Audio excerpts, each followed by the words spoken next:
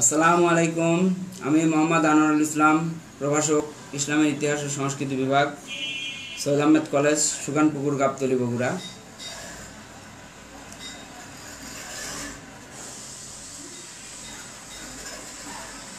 Honours তৃতীয় বর্ষের শিক্ষার্থীদের আজকে তোমাদের অনলাইন ক্লাসে স্বাগত জানাচ্ছি।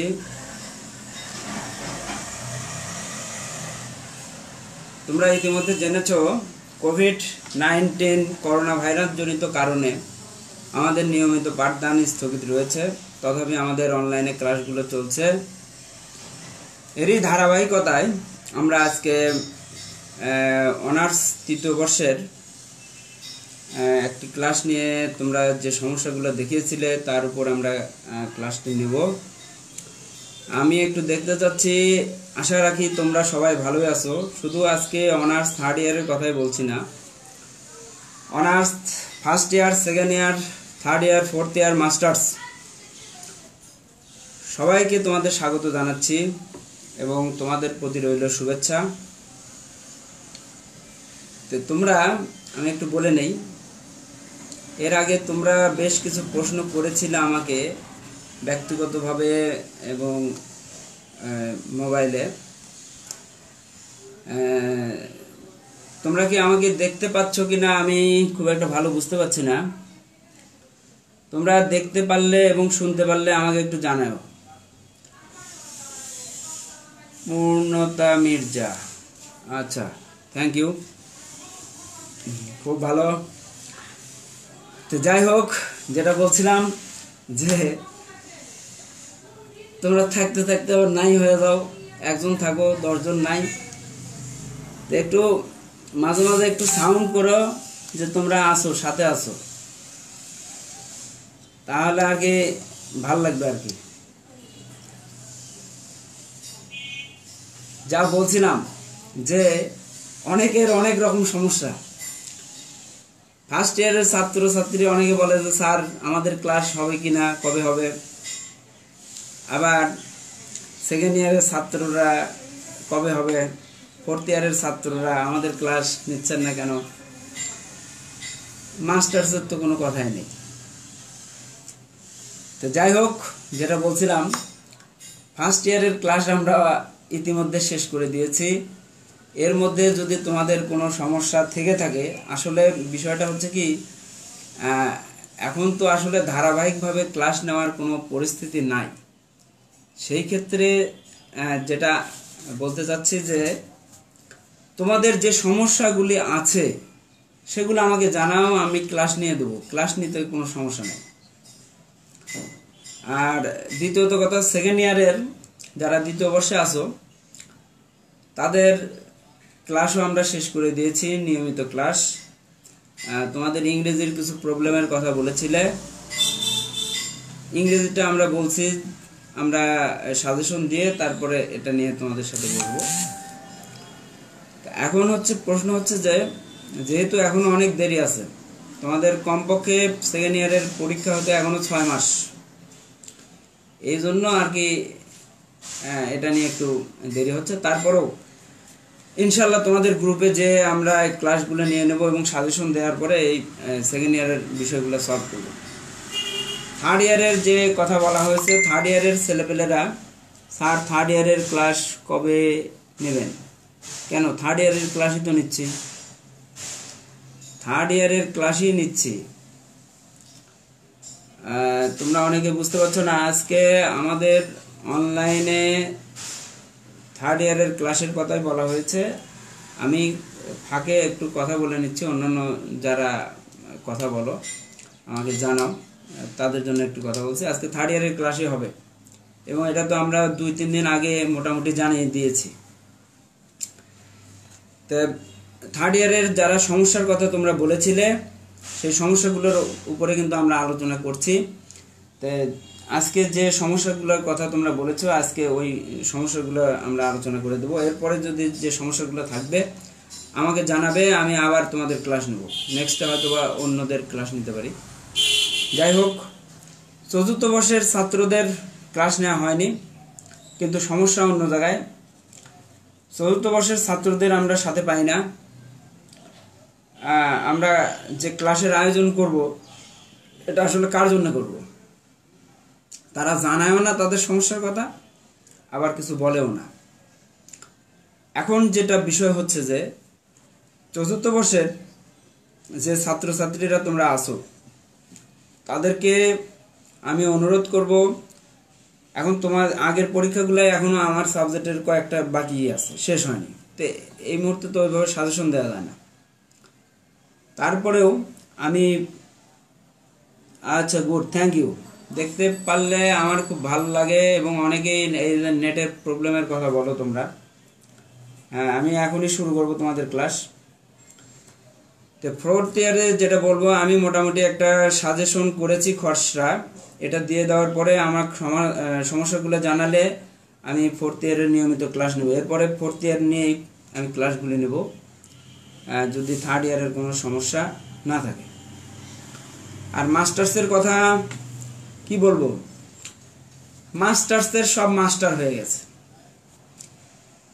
আসলে এরা যোগাযোগও করে না, এদের সে চিন্তা ভাবনাও নাই। এরা মনে করে যে আমরা তো কিছুদিন পরে তো একটা কথা আছে যে কি তোমার এসেছে নতুন শিশু, ছেড়ে দিতে হবে স্থান। এরা চিন্তা করছে আমরা কয়েকদিন পরে তো আমরাই ক্লাস নেব, আমরাই ভালো ভালো জায়গায় যাব। এই জন্য মাস্টার্সের ছেলেপেলেরা ওরা সব মাস্টার হয়ে গেছে, ওরা যোগাযোগও রাখে না, ক্লাস নেওয়া না নেওয়ার জন্য ওদের কোনো গুরুত্বপূর্ণ মাথা ব্যথাও নেই।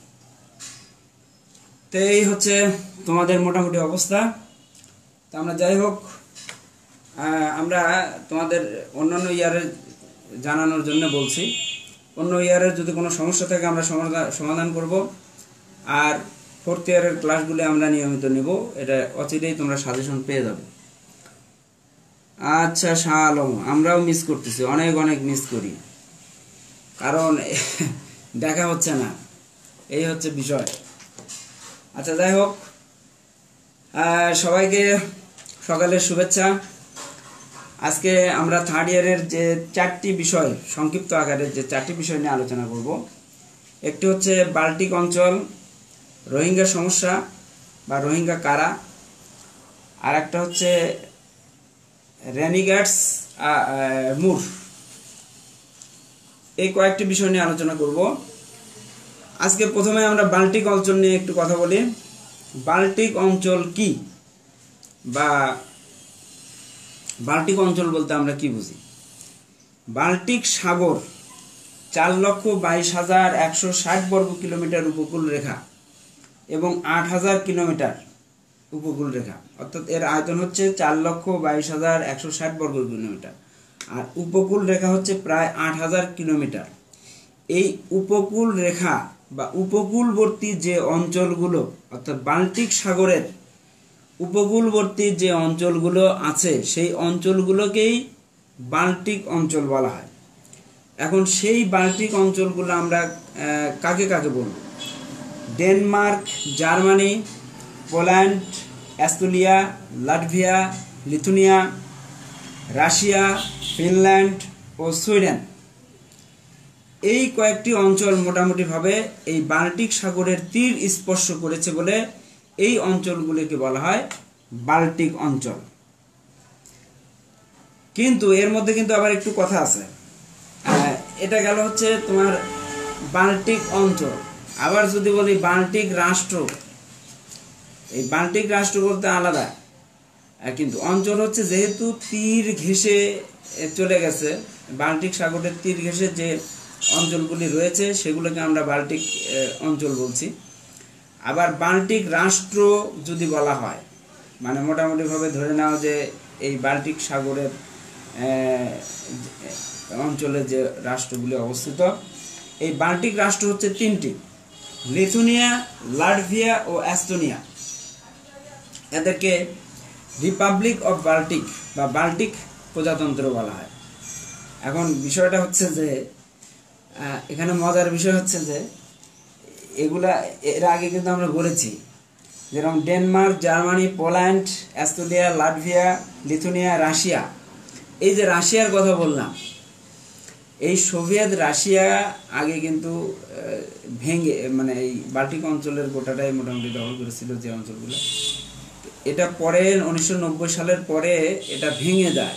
ভেঙে যে তিনটি অঞ্চল বা তিনটি রাষ্ট্রের জন্ম হয়েছিল, বলা যায় যে এই যে তোমার লিথুনিয়া, লাটভিয়া এবং এস্তোনিয়া, এই তিনটি রাষ্ট্রই কিন্তু, অর্থাৎ সোভিয়েত রাশিয়া ভেঙে যে তিনটি রাষ্ট্র হয়ে নতুন করে রাষ্ট্র হয়, বাল্টিক সাগর তীরবর্তী অঞ্চল, এই তিনটি রাষ্ট্রকে বলা হয় বাল্টিক প্রজাতন্ত্র বা রিপাবলিক অফ বাল্টিক। তো মোটামুটি ভাবে তোমাদের সংক্ষিপ্ত প্রশ্নের জন্য এতখানি জানলেই হবে। এরপরে আমরা যে বিষয়টা নিয়ে আলোচনা করব, রোহিঙ্গা। রোহিঙ্গা সমস্যা বা রোহিঙ্গা কারা। আমাদের আসলে সমস্যা নিয়ে আলোচনা করতে গেলে তো অনেক আলোচনাই করতে হবে। এখন সারা বিশ্বের গুরুত্বপূর্ণ এবং বলা যায় যে আমরা এটা কিন্তু জানি যে আজকে বিশ্বের অন্যতম সমস্যা হচ্ছে বাংলাদেশের এই রোহিঙ্গা সমস্যা। তো এই সমস্যা কিভাবে আসলো, এটার জন্য আলাদাভাবে আমাদের ক্লাস নিতে হবে, এবং অনেক বড় একটা চ্যাপ্টার এবং খুব মজার চ্যাপ্টার হচ্ছে রোহিঙ্গা। এর উপরে আমাদের মাহফুজুর স্যার আকন্দর একটি লেখা বই আছে রোহিঙ্গাদের নিয়ে। তো যাই হোক, আমি আজকে সংক্ষিপ্তভাবে শুধুমাত্র রোহিঙ্গা কারা এবং কিভাবে রোহিঙ্গাদের এখানে এই বিশেষ করে আরাকানে তাদের উদ্ভব হলো, এই বিষয়টি নিয়ে আলোচনা করব। আমি একটু শুনতে চাচ্ছি যে তোমরা কি শুনতে পাচ্ছ? আমাকে একটু বললে, একটু শুনতে পাচ্ছ কিনা দেখতে পাচ্ছ, এটা একটু বললে আমি একটু ভালো হতো আর কি।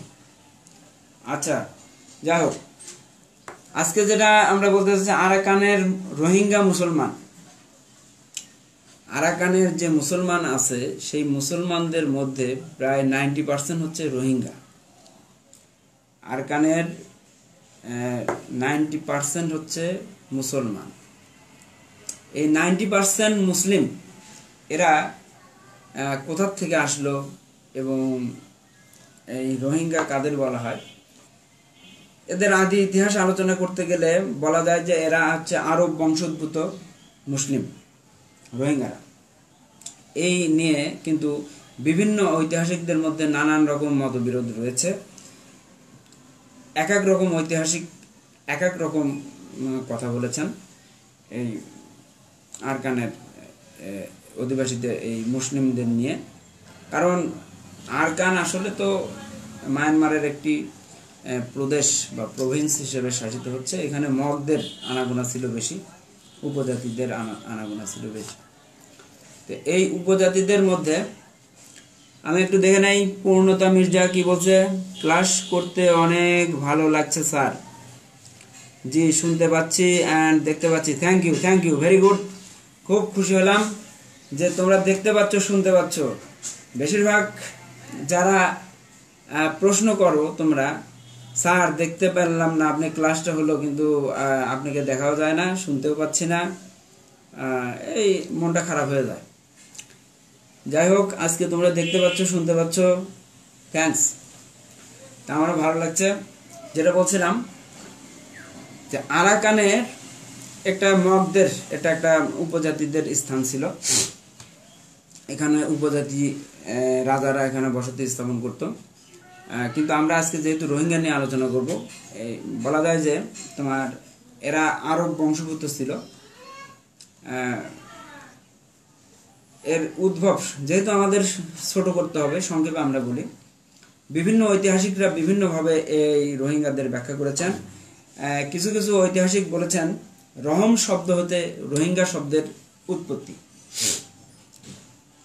বলা হয় যে 8ম শতকে প্রায় 788 থেকে 810 খ্রিস্টাব্দে উজালি চন্দ্রবংশীয় রাজা মহৎ ইঙ্গচন্দ্র রামসী উপকূলে বিধ্বস্ত হলে তাদেরকে থাকার জায়গা দেন।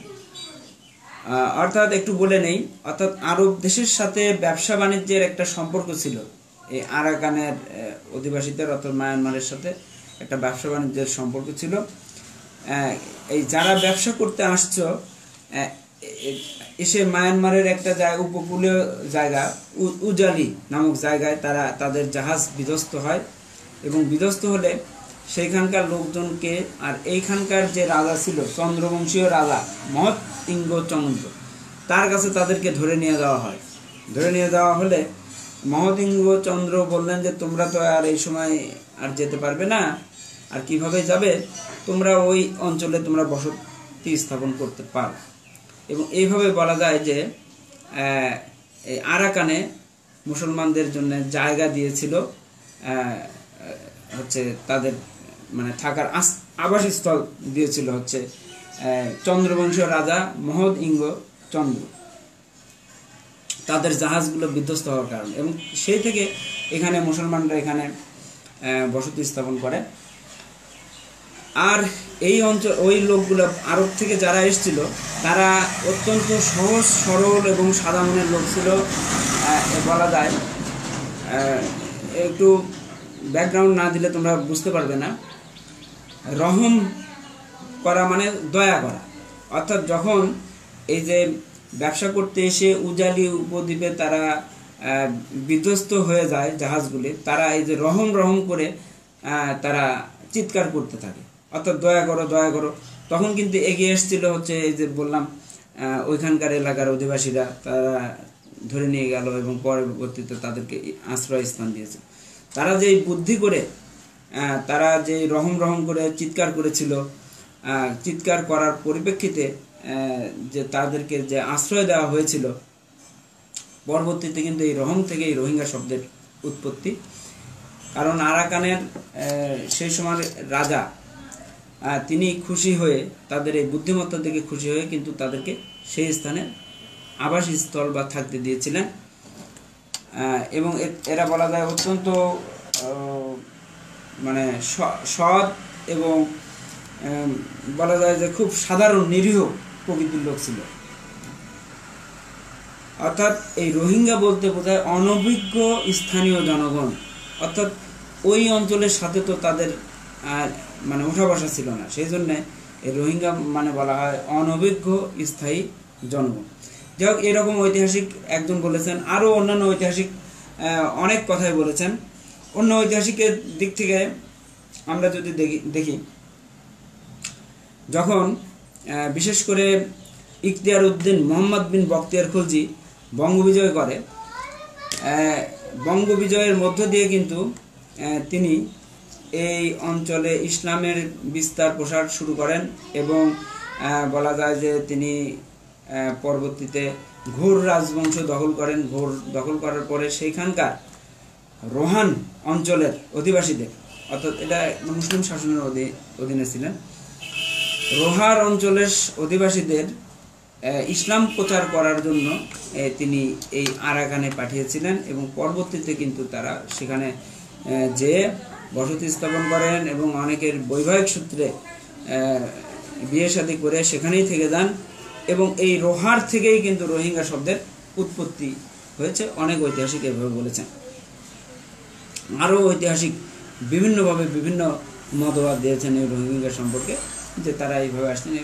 কিন্তু সব মূল কথা হচ্ছে যে যেভাবে হোক না কেন এই মুসলিমরা এখানকার স্থায়ী বাসিন্দা ছিল না। এরা বলা যায় যে আরব বংশোদ্ভূত ছিল। এবং পরবর্তীতে এখানকার অঞ্চলে ইসলাম প্রচার করতে এই অঞ্চলের অধিবাসীরাও ইসলাম ধর্ম গ্রহণ করে। অর্থাৎ আমরা একটা বলতে পারি মিশ্র জাতিতে পরিণত হয় এই আরাকানের যারা অধিবাসীরা, এই মুসলমানরা। অর্থাৎ এই অঞ্চলের কিছু মুসলমান, পরবর্তীতে এই আরব থেকে আসা মুসলমান, সেটা ব্যবসা বাণিজ্যের করার কারণে হোক আর ইসলাম প্রচারের করার কারণেই হোক, তারা এসে এখানে বসতি স্থাপন করে এই অঞ্চলে মোটামুটিভাবে প্রভাব বিস্তার করতে থাকে। তো এটা গেল হচ্ছে রোহিঙ্গাদের পরিচয়। আর রোহিঙ্গার সমস্যা এবং বর্তমান অবস্থা নিয়ে আলোচনা করতে গেলে আমাদের আরও প্রায় 2টা ক্লাস আমাদের নিতে হবে। তা আমি সংক্ষেপে একটু বলতে পারি যে রোহিঙ্গার এই সমস্যা সৃষ্টি হয়েছে কি কারণে। বলা যায় যে এটা ব্রিটিশরাই সৃষ্টি করে দিয়ে গেছে এই সমস্যাটা। যখন বিভক্ত করা হয় আমাদের যেরকম কাশ্মীর নিয়ে একটা সমস্যা সৃষ্টি করে দিয়েছে, এই ব্রিটিশরাই করে গেছে এই দক্ষিণ এশিয়ায়। ঠিক ব্যাপারে যে বৌদ্ধ রাষ্ট্রে বলা যায় যে প্রত্যেকটা মানে দ্বিজাতি তত্ত্বের উপর ভিত্তি করে এক একটা রাষ্ট্র তারা করে দিয়ে গেছেন, একসময় ব্রিটিশরা শাসন করছে। অর্থাৎ মুসলিম কান্ট্রি হিসেবে আমাদের পাকিস্তান, হিন্দু রাষ্ট্র হিসেবে ভারত, বৌদ্ধদের জন্য মায়ানমার বা বার্মা দেওয়া হয়।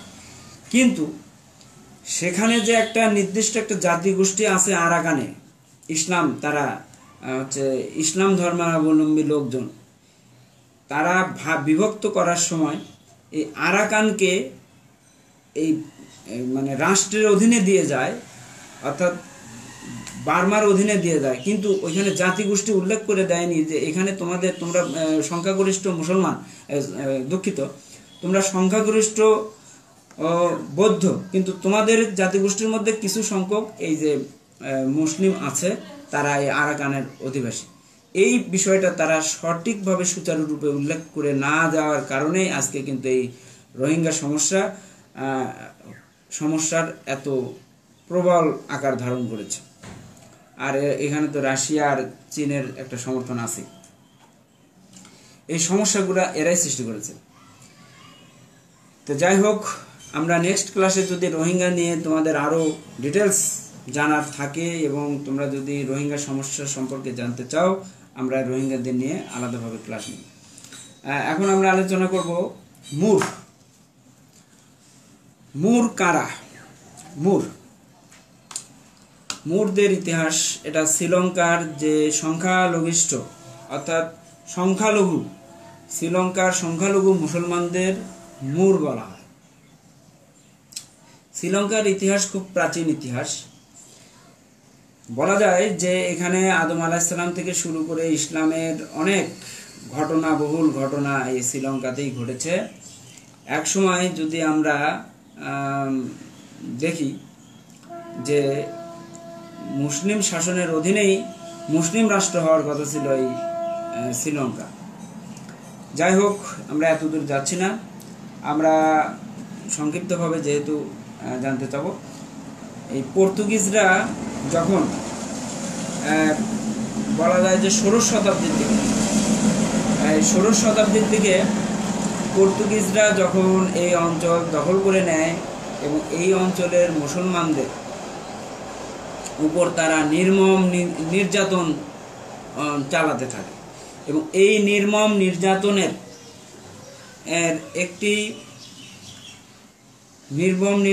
এবং তারা মুসলমানদের কটাক্ষ করে এই মুর নামে পরিচিত, মুর নামে তারা ডাকত, যে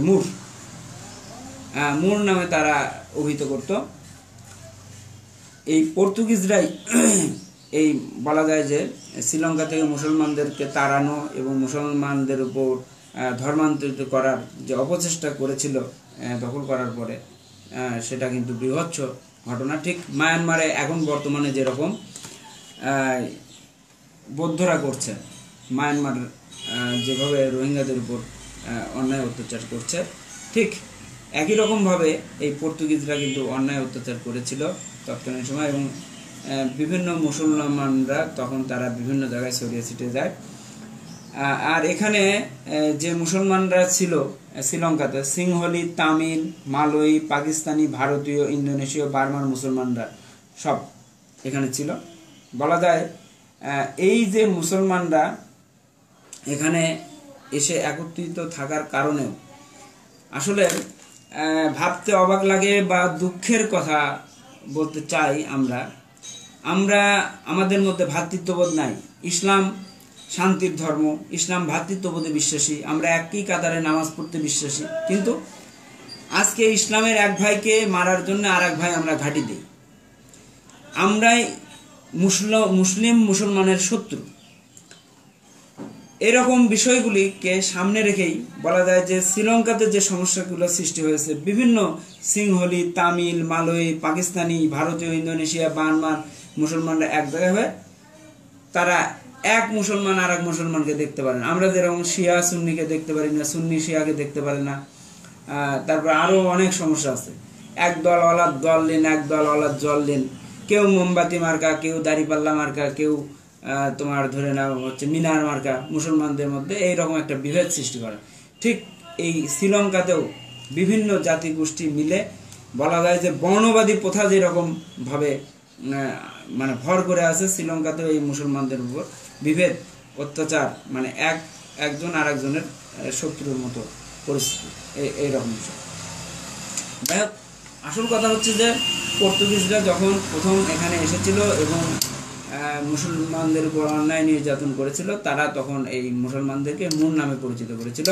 পরে যখন ডাচরা আসে তখন মুসলমানদের উপর কিছুটা তারা সদয় হয়েছিল। তা আজকের শেষ যেটা আমরা আলোচনা করব সেটা হচ্ছে রেনিগ্যাটস। রেনিগ্যাটস কারা? রেনিগ্যাটস এটা আলোচনা করতে গেলে আসলে আমাদের আবার একটু ফার্স্ট ইয়ারে ফেরত যেতে হবে। History of Spain. স্পেনে তোমাদের মনে আছে কিনা জানি না, মোজারব কারা? আসলে সামনাসামনি থাকলে তোমাদের এই প্রশ্ন করতাম আমরা, মোজারব কাদের বলা হয়? এই মোজারবের বিপরীতটাই হচ্ছে রেনিগ্যাটস। যাই হোক, মোজারব হচ্ছে তারাই যারা ধরে নাও স্পেনে প্রথম মুসলমানরা 712 সালে বলো 710 সালের থেকে শুরু, এই 12 সালে মুসলমানরা যখন এই স্পেন দখল করে নেয় এবং মুসলমানদের কৃষ্টি কালচার আচার আচরণ দেখে কিন্তু অনেক খ্রিস্টানরা তাদের ধর্ম ত্যাগ করেনি, কিন্তু এই করেছে কি, তারা কিন্তু এই যে মুসলমানরা এক মুসলমান আর এক মুসলমানকে দেখলে সালাম বিনিময় করা, এরকম কিন্তু কুশল বিনিময় করা, তারপরে চাল চলন আচার আচরণ, এই জিনিসগুলো তারা পালন করত। এই পালন করার পরিপ্রেক্ষিতে তারা ধর্ম পরিবর্তন করতো না, কিন্তু ইসলামী কালচার রীতিনীতি তারা পালন করত। যে সকল খ্রিস্টানরা, তাদেরকে কিন্তু মোজারব বলা হতো। আমার কথা মোটামুটি বুঝতে পারছো? এটা আমরা আলোচনা ফার্স্ট ইয়ারে করছি। অর্থাৎ তারা ধর্ম ত্যাগ করে না, কিন্তু ইসলামের কৃষ্টি কালচার তারা মেনে চলার চেষ্টা করে, এরা হচ্ছে মোজারব। আর রেনিগ্যাট তার উল্টোটা, যারা ইসলামের মুসলমানদের কৃষ্টি কালচারে মুগ্ধ হয়ে ইসলাম ধর্ম গ্রহণ করেছিল, অর্থাৎ খ্রিস্টান থেকে ইসলাম ধর্ম গ্রহণ করেছিল, তারাই হচ্ছে রেনিগ্যাটস নামে পরিচিত। তা আমরা ডিটেলস একটু দেখি। পাশ্চাত্য, তোমরা তো বোঝো, ওয়েস্টার্ন কান্ট্রি, যেরকম এই যে আমেরিকা, জার্মানি, ইউরোপিয়ান কান্ট্রিগুলোকে পাশ্চাত্যের দেশ বলা হয়, আমেরিকা এসব। এই পাশ্চাত্যের যে সকল অঞ্চলে নও মুসলমান বা খ্রিস্টান মুসলমানদের রেনিগ্যাটস বলা হয়। অর্থাৎ পাশ্চাত্যে আজকে ধীরে ধীরে তোমরা হয়তোবা জেনে থাকবে যে অনেক মুসলমানদের সংখ্যা ধীরে ধীরে দিন দিন কিন্তু বৃদ্ধি পাচ্ছে, আমেরিকাতে বৃদ্ধি পাচ্ছে, ইউরোপের বিভিন্ন অঞ্চলে বৃদ্ধি পাচ্ছে। এই তারাই কিন্তু আজকে রেনিগ্যাটস নামে পরিচিত। সেই সকল মানে নও মুসলমানদেরকে, মানে পাশ্চাত্যের নও মুসলমানদের, খ্রিস্টানরা যারা মুসলমান হয়েছে তাদেরকে বলা হয় রেনিগ্যাটস নামে বলা হয়। এই রেনিগ্যাটস শব্দটা হচ্ছে স্প্যানিশ শব্দ রেনিগ্যাটো থেকে উদ্ভূত হয়েছিল। রেনিগ্যাট শব্দের অর্থ উৎপত্তি, যার অর্থ দল ত্যাগ করা, ধর্মত্যাগী বা পক্ষ পরিবর্তনকারী বা বিশ্বাসঘাতক। অর্থাৎ তারা ছিল খ্রিস্টান, দল ত্যাগ করে ইসলাম ধর্ম গ্রহণ করেছে, এই রকম। অর্থাৎ রেনিগ্যাট থেকেই এই রেনিগ্যাট থেকে রেনিগ্যাটস শব্দের উৎপত্তি। অর্থাৎ দল ত্যাগী, ধর্মত্যাগী, পক্ষ পরিবর্তনকারী, এই বিশ্বাসঘাতক, এদেরকেই রেনিগ্যাটস বলা। তো এক কথায় আমরা বলতে পারি যে যে সকল পাশ্চাত্যের যে সকল বিধর্মীরা ইসলাম গ্রহণ করেছিল, নও মুসলমানদেরকে রেনিগ্যাটস বলা। তা আজকে আমরা মোটামুটিভাবে তোমরা যে বিষয়গুলি বলেছিলে, যে বাল্টিক অঞ্চল, রোহিঙ্গা সমস্যা, মুর এবং রেনিগ্যাটস, এই 4টি বিষয় নিয়ে মোটামুটি একটু তোমাদেরকে বোঝানোর চেষ্টা করেছি। তোমাদের যদি এই 4টি বিষয়ের উপর কোনো প্রশ্ন থেকে থাকে তা আমাকে প্রশ্ন করতে পারো, আমি আমার সাধ্যমতো চেষ্টা করব। না হলে তো আমাদের বিশাল ভান্ডার আছে, যতখানি পারবো উত্তর করার চেষ্টা করব। পরে আমরা আবার বই পড়ে, বই পুস্তক পড়ে, কারণ আমাদের তো সহপাঠ্যক্রমিক, তোমাদের কাছে কিছু শিখবো, আমি বই থেকে কিছু শিখাবো। তা আশা রাখি, দেখি তোমাদের কোনো প্রশ্ন থাকলে করতে পারো।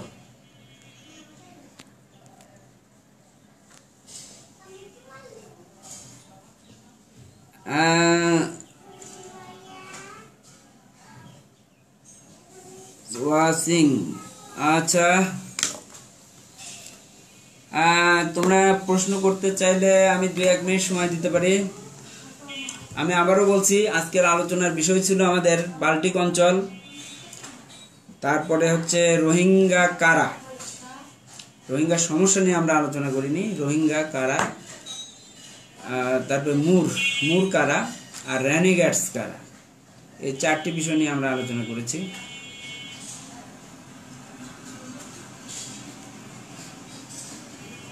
আচ্ছা, তোমরা কোনো প্রশ্ন করতে চাইলে করতে পারো, আর কারো কোনো কিছু জানার থাকলে আমাকে জানাতে পারো। আমরা মিঠু মিয়াকে দেখতে পাচ্ছি।